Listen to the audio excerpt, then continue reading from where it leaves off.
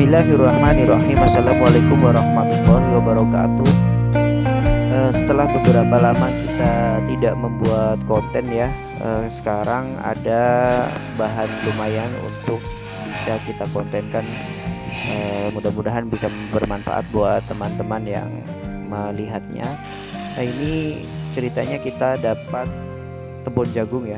Tebon jagung itu pohon jagung yang dipanen oleh petani jagung yang ada di kebetulan tidak jauh dari kandang. Jadi kita coba memanfaatkan limbah pertanian khususnya jagung ini untuk kita bikin pakan. Nah, selain jagung kita juga campurkan dengan menu wajib kita, yaitu rumput pakcong dan rumput janjibar yang kita tanam di sebelah. Ini lumayan juga nutrisinya untuk mencampur bahan-bahan pohon jagung tadi. Media yang kita gunakan adalah drum biru ya, seperti biasa, lengkap dengan tutup dan sealnya. Ini menurut kita media yang paling praktis ya. Nah, selain bahan-bahan utama tadi, kita juga ada bahan campuran untuk bekatul dari dedek padi. Kemudian kita juga gunakan konsentratnya.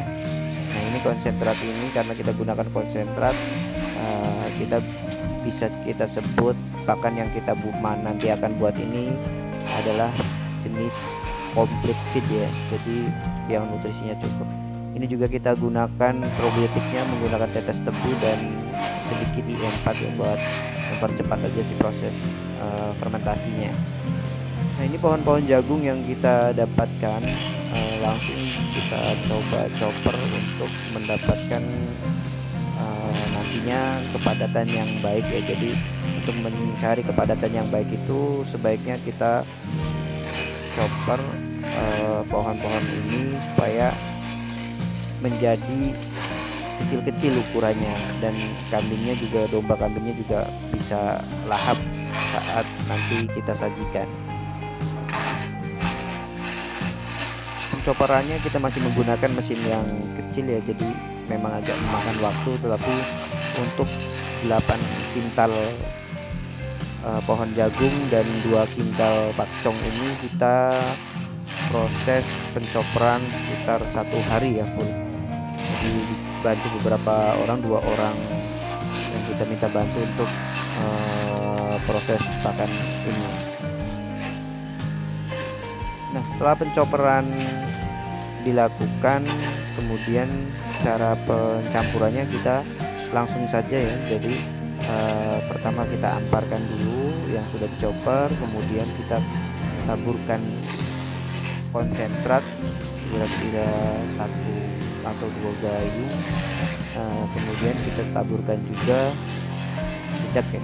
Dan dedak ini sebetulnya kita selain karbohidratnya kita gunakan juga lebih utamanya untuk menyerap nantinya kadar air yang mungkin berlebih, itu harapannya bisa terserap oleh bahan kering ini sehingga tidak over ya, ketika proses fermentasi di dalam drum ini tidak over kadar air.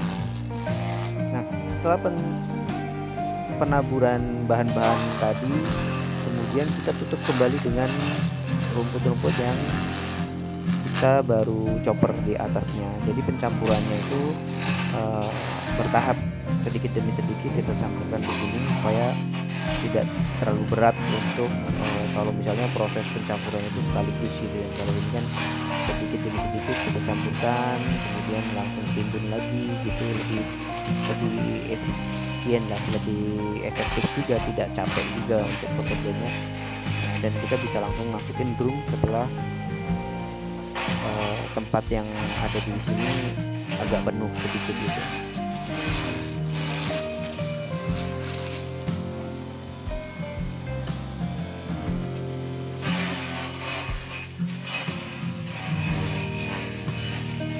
Untuk takarannya sendiri kira-kira kita masih menggunakan kira-kira, tetapi untuk memproduksi 1 ton pakan ini hanya menghabiskan sekitar 30 kg ini ya, konsentrat, dan sekitar enggak nyampe 30 kg, 20 kg konsentrat dan 20 kg bekatul.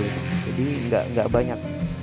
Lebih banyak lebih bagus sebetulnya, cuman kalau kita hitung costnya ya kita juga harus pandai-pandai mengatur supaya tidak terlalu mahal nanti hasil dari produksi pakan ini. Ini proses penimbunan kembali setelah bahan-bahan kering tadi ditaburkan di atas rumput yang sudah dicokor.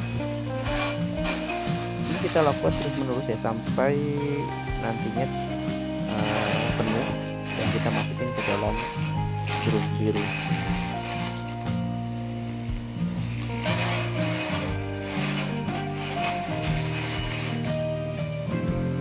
Usahakan ketika mencopper itu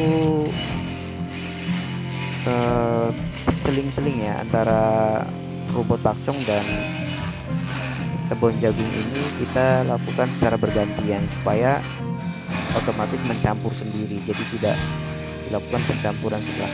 Ini persiapan drum kita sebelum dimasukin rumput itu, bagian bawahnya selalu kita taburkan bedak dulu supaya untuk menyerap kadar air tadi. Ini semua prosesnya tidak dilakukan pengadukan ulang, langsung kita masukin ke dalam drum.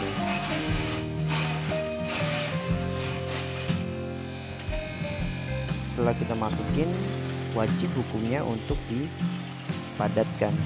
Pemadatan ini fungsinya adalah, tujuannya adalah untuk menghilangkan rongga atau ruangan yang nantinya menjadi rongga udara.